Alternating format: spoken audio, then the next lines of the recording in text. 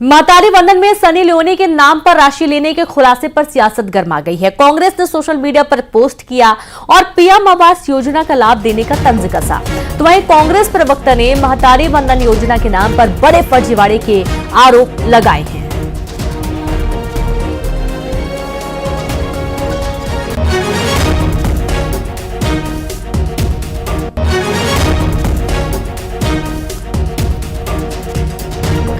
तो महतारी वंदन योजना में बड़ी गड़बड़ी को लेकर अब राजनीति गर्मा गई है। सियासत भी चरम पर है, क्योंकि सबसे महत्वाकांक्षी योजना प्रदेश की महतारी वंदन योजना जिसमें महिलाओं के खाते में एक निश्चित राशि ट्रांसफर की जाती है सीएम के माध्यम से।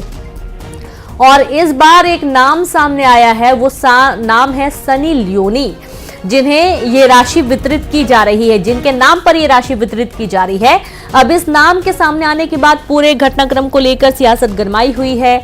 आरोप प्रत्यारोप का दौर भी जारी है। कांग्रेस ने सोशल मीडिया पर तंज भी कसा है। योजना के नाम पर बड़ा फर्जीवाड़ा हो रहा है, कांग्रेस का कहना है। महतारी वंदन योजना में गड़बड़ी पर सियासत गरमाई हुई है। सनी लियोनी के नाम पर राशि लेने का खुलासा हुआ है और कांग्रेस ने सोशल मीडिया पर तंज भी कसा। योजना के नाम पर बड़े भ्रष्टाचार का फर्जीवाड़े का आरोप भी लगाया गया। पहले दिन से ही महतारी वंदन में एक सुनियोजित षड्यंत्र किया गया। भारतीय जनता पार्टी की सरकार ने, यदि आपको याद होगा, डीपीआर ने जो पहली विज्ञप्ति जारी की थी तब भी 75 लाख का दावा किया। बाद में पूरे 10 महीने में 75 लाख महिलाओं को पैसा मिलने का दावा किया। यदि 75 लाख महिलाओं को पैसा मिलता तो प्रदेश की अधिसंख्यक महिलाएं जो दावा करती कि उनको पैसा नहीं मिला, ये बातें कैसे सामने आती? मतलब जो हम दावा कर रहे थे कि 20 से 25 लाख महिलाओं के खाते में पैसा जा रहा है, जो वास्तविकता है, बाकी 50 लाख महिलाओं के नाम पे फर्जीवाड़ा किया गया है। सत्ता में बैठे हुए लोगों ने न जाने कितना सनी लियोनी के नाम के फर्जी खाते खुलवाए हैं। एक सनी लियोनी बहुचर्चित नाम था, तो इसलिए सामने आ गया। इंदौर में पत्नी ने किया पति पर एसिड अटैक, जहां एसिड अटैक के बाद पत्नी फरार हो गई है। दरवाजा लगाकर हुई फरार। पति पत्नी के बीच चल रहा है 6 साल से विवाद। आप ये देखिए कि अक्सर आपने देखा होगा जब एक आदमी एक औरत के ऊपर एसिड से अटैक करता है, लेकिन एक ही नया मामला, चौंकाने वाला मामला है इंदौर से, जहां पर एक पत्नी ने अपने पति पर एसिड से अटैक कर दिया और उसके बाद वो फरार हो गई। उसने दरवाजा बंद करके फरार हो गई। पति पत्नी के बीच में 6 साल से लगातार विवाद चल रहा है और इस बार ये जो विवाद है एक नया रूप ले चुका है। यहाँ पर जो महिला है वो आरोपी साबित हो रही है, क्योंकि उसने अपने पति के ऊपर एसिड से अटैक कर दिया है, जो कि काफी संगीन मामला है और गंभीर मामला है। और इस पूरे मामले की अब गहनता से जांच के बाद हालांकि जो आरोपी पत्नी है वो मौके से फरार हो गई है और उसने पहले तो अपने पति के ऊपर एसिड से अटैक किया और उसके बाद दरवाजा बंद करके वो वहां से फरार हो गई है। ये पूरा घटनाक्रम सामने आने के बाद हड़कंप की स्थिति, जहां पर पत्नी के खिलाफ एक्शन लिए जाने की बात कही जा रही है और अब पत्नी के खिलाफ एक्शन के साथ साथ जल्द ही गिरफ्तारी की भी दावे। बड़ी खबर आपको दे रहे हैं इंदौर से। दरअसल पति पत्नी के बीच में पिछले 6 साल से लगातार विवाद चल रहा था और विवाद इतना ज्यादा कि पत्नी ने अपने पति पर ही एसिड से अटैक कर दिया और दरवाजा बंद करके वहां से फरार हो गई।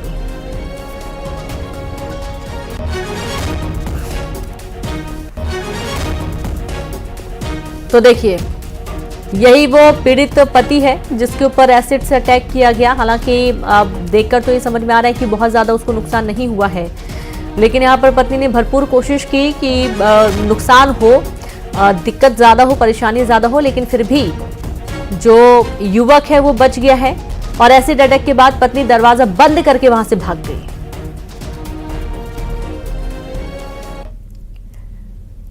फिल्म अभिनेता अल्लू अर्जुन की मुश्किलें लगातार बढ़ती ही जा रही हैं। प्रदर्शनकारियों के निशाने पर अब अल्लू अर्जुन का घर आ चुका है। हैदराबाद में न सिर्फ उनके घर के बाहर हंगामा किया जा रहा है, बल्कि उनके घर पर पत्थरों से हमला भी किया गया है।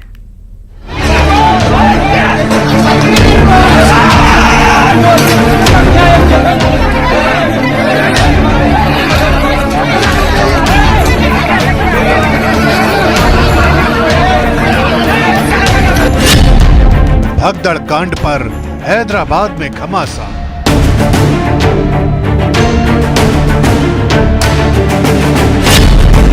अल्लू अर्जुन के घर पर प्रदर्शनकारियों का हंगामा।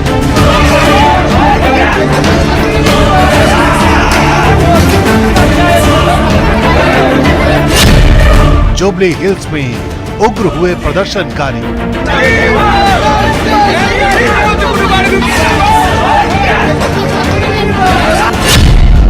अल्लू अर्जुन के घर पर जमकर हुई पत्थरबाजी।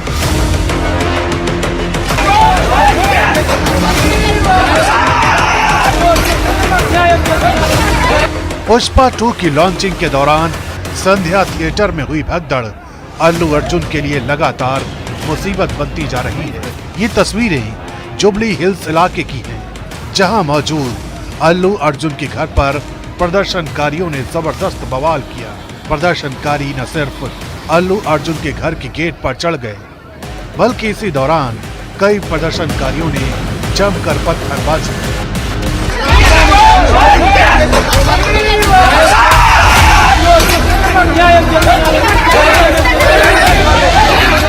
विरोध जताने के लिए लोगों ने अल्लू अर्जुन के घर पर टमाटर भी फेंके। इस हंगामे और बवाल के दौरान अल्लू अर्जुन के घर को अच्छा खासा नुकसान पहुंचा।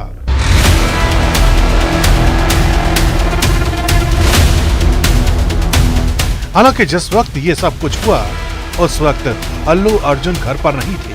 बताया जा रहा है कि ये हंगामा उस्मानिया जॉइंट एक्शन कमेटी के सदस्यों ने किया। पुलिस ने इस मामले में कई लोगों को हिरासत में लिया है, जबकि अल्लू अर्जुन के घर की सिक्योरिटी को और टाइट कर दिया गया है। మేము దేనికి రియాక్ట్ అవ్వకూడదు ప్రస్తుతం అవి చూసి, బట్ పోలీసులు వచ్చారు, వారిని తీసుకెళ్లారు, కేసు పెట్టారు। ఇవన్నీ ఇక్కడికి ఎవరైనా గొడవ చేయడానికి వస్తే పోలీసులు తీసుకువెళ్ళిపోవడం రెడీగానే ఉన్నారు।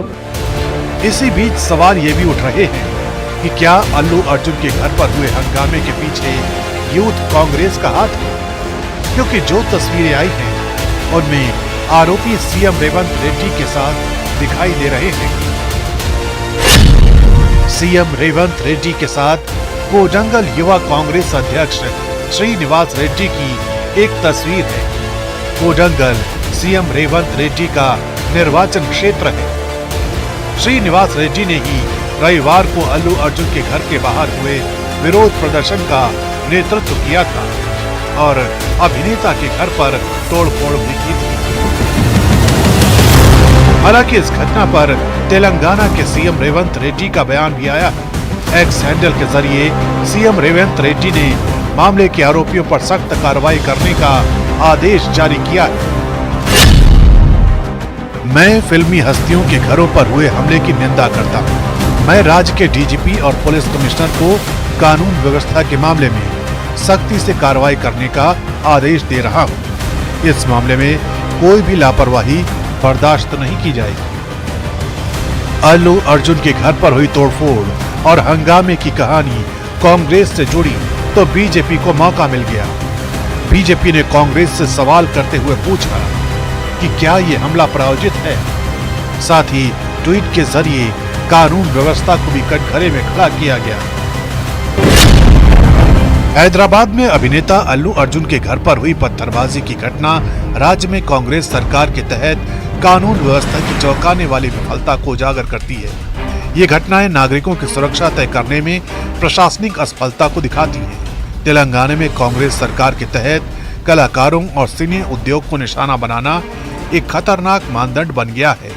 क्या ये कांग्रेस द्वारा प्रायोजित है? बीजेपी आईटी सेल के प्रभारी अमित मालवीय ने भी अल्लू अर्जुन के घर पर हुए हमले को लेकर तेलंगाना की कांग्रेस सरकार पर सवाल उठाए हैं।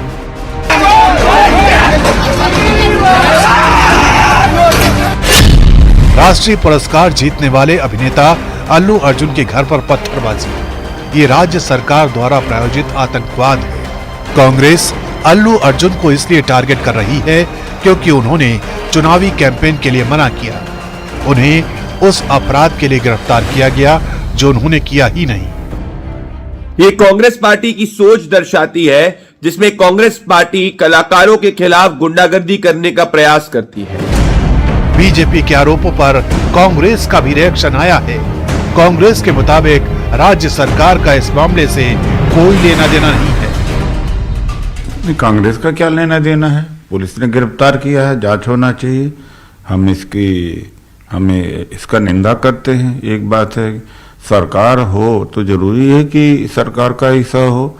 अब दिल्ली में केंद्र सरकार है, लॉ एंड ऑर्डर केंद्र सरकार के पास में है, तो जितना यहाँ पर गलत काम हो रहा है, क्या केंद्र सरकार ही जिम्मेदार है? तो यह कहना गलत है। अगर अल्लू अर्जुन साहब को कहीं कोई आपत्ति है तो निश्चित तौर पर तेलंगाना में कानून का शासन है, कानून के पास जाएं, उनकी सारी समस्याओं का निराकरण होगा। इस भगदड़ कांड को लेकर हैदराबाद पुलिस का भी जवाब आया है। हैदराबाद पुलिस के मुताबिक अल्लू अर्जुन को संध्या थिएटर जाने की इजाजत नहीं दी गई थी। पुलिस ने हादसे के वक्त का सीसीटीवी फुटेज जारी करते हुए अल्लू अर्जुन के उस दावे को गलत बताया है, जिसमें अल्लू अर्जुन ने कहा था कि वो हादसे के तुरंत बाद वहां से निकल गए थे। लेकिन पुलिस का दावा है कि बार बार अनुरोध करने के बाद भी वो तुरंत बाहर नहीं गए थे।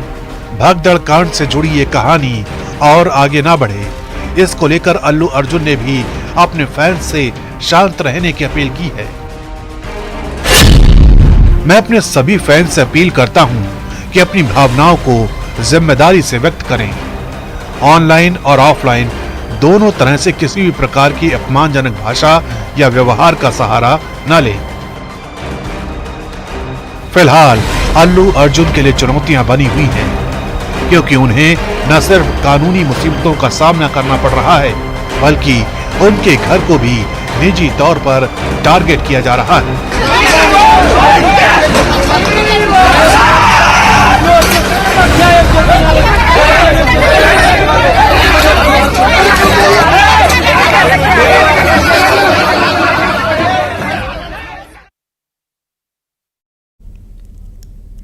खबर सीधी से जहां गौवंश की दुर्दशा, मृत गौवंश को जलप्रपात में फेंका गया।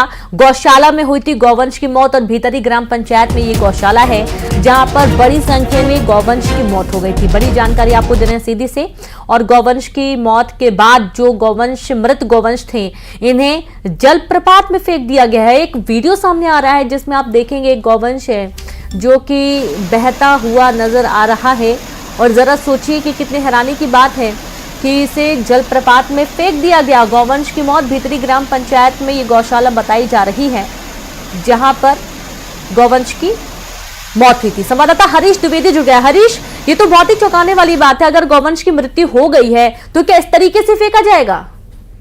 बिल्कुल रेनू, आपने सही कहा है कि सीधी जिले में प्रशासनिक लापरवाही के चलते जो मृत मवेशी हैं उनके साथ दुर्दशा हो रही है। पिछले दिनों एक खबर सामने आई थी जिसमें मवेशियों को घसेला जा रहा था बाहर में बांध के। लेकिन ये दूसरी खबर है जहाँ पे जो है तो पन्ना जलप्रपात है।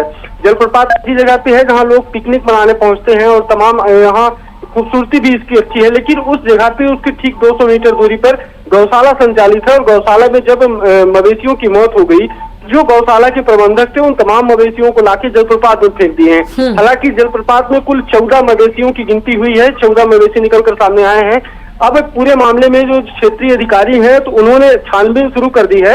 लेकिन सबसे हैरानी की बात यह है रेनू की पूरे जिले में जिस तरीके से मवेशियों के साथ दुर्दशा हो रही है और खासकर जो मृत मवेशी हैं उनके साथ जो दुर्दशा हो रही है, ये नहीं होना चाहिए। इसके लिए चूंकि तमाम राज्य सरकार से लेकर केंद्र सरकार इसमें एक फंड आता है और सरकार जो है तो फंड उपलब्ध कराती है, लेकिन इसमें सबसे जो कमी आ रही है तो जो तमाम गौशाला है जिले भर में संचालित हैं उन्हें समूह संचालकों के हवाले सौंप दिया गया है। यही कारण है कि समूह संचालक जो गौशाला का संचालन कर रहे हैं वह ठीक तरीके से, बेहतर तरीके से नहीं कर पा रहे हैं और उसकी वानगी जो निकलकर सामने आ रही है तो 2-3 अलग अलग मामले निकलकर सामने आ गए हैं। तो उसको बिल्कुल कहा जा सकता है कि बड़ी लापरवाही है एक प्रशासनिक जो मवेशियों के साथ ही बड़ी दुर्दशा करा रहे हैं। रीनू जी बिल्कुल, बहुत शुक्रिया आपका जानकारी के लिए। और इस तरीके से बहुत बड़ी प्रशासनिक लापरवाही भी कहेंगे जहां पर भीतरी ग्राम पंचायत में ये गौशाला है जहां पर गौवंश की मृत्यु हो गई और उसके बाद गौवंश के जो मृत है उन्हें फेंक दिया गया जलप्रपात में। और जरा सोचिए कि इस तरीके से जो तस्वीर निकलकर सामने आ रही है इसमें कितना चौंकाने वाली बात है कि इन्हें सही तरीके से बॉडी को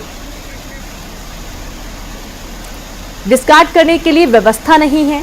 कहां लेकर जाना है, कैसे पूरी व्यवस्था बनाई जा रही है, इसको लेकर कई सारे सवाल अभी भी बने हुए हैं। और खबर ब्राजील से दिल दहला देने वाला एक वीडियो सामने आया है, जहां वीडियो में एक पुल ढहता हुआ दिखाई दे रहा है। ये पुल उस वक्त ढहा जब काउंसलर पुल के पास आई दरार का वीडियो बना रहे थे और इसी दौरान पुल गिर गया।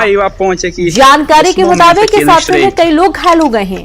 आप ये देखिए कि पुल के आसपास लोग मौजूद थे, पुल में मौजूद थे वो लोग, और इसमें जो दरार आई थी इसका युवक वीडियो बना रहा था और इस वीडियो के बनाते बनाते ही जो पुल है वो पूरा गिर पड़ा। तस्वीरें आप देखिए भारत देश में पुल गिरने की तस्वीरें आपने देखी होंगी, लेकिन ब्राजील से ये तस्वीर सामने आ रही है जहां पर दिल दहला देने वाला वीडियो सामने आया है। वीडियो में एक पुल ढहता हुआ नजर आ रहा है। ये पुल उस वक्त ढहा जब काउंसलर उस पुल के पास आई दरार का वीडियो बना रहे थे और देखते ही देखते पूरा पुल धराशायी हो गया।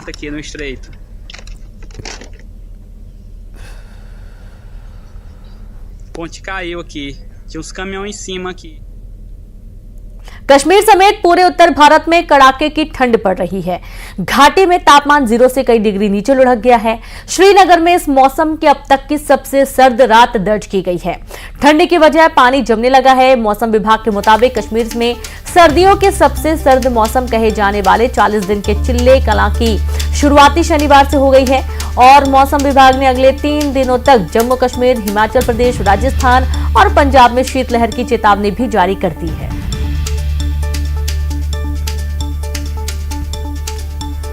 तो देखिए पूरे उत्तर भारत में इस वक्त कड़ाके की ठंड पड़ रही है और बहुत ही खूबसूरत नजारा जरूर आपको नजर आ रहा है, लेकिन कुछ इलाके ऐसे हैं जो कि बहुत ज्यादा प्रभावित हो रहे हैं, जहां पर बर्फ की मानी बरसात हो रही है। तस्वीरें आप देखिए बहुत ही खूबसूरत और मनमोहक नजारा आपको नजर आएगा, लेकिन यहाँ पर किस तरीके से लोग जीवन यापन कर रहे हैं ये भी सोचना होगा। ठंड की वजह से पानी तक जमने लगा है और अपने यूज के लिए भी पानी लोगों को नहीं मिल पा रहा है। जो झरने हैं वो भी पूरे जम चुके हैं, जो ऊपर से पानी गिर रहा है वो भी बर्फ के रूप में गिर रहा है। और ये देखिए बहुत ही खूबसूरत तस्वीर आपकी टीवी स्क्रीन पर उत्तर भारत में इस वक्त कड़ाके की सर्दी पड़ती हुई दिखाई दे रही है। और इसी के साथ खबरों में इतना ही। नमस्कार।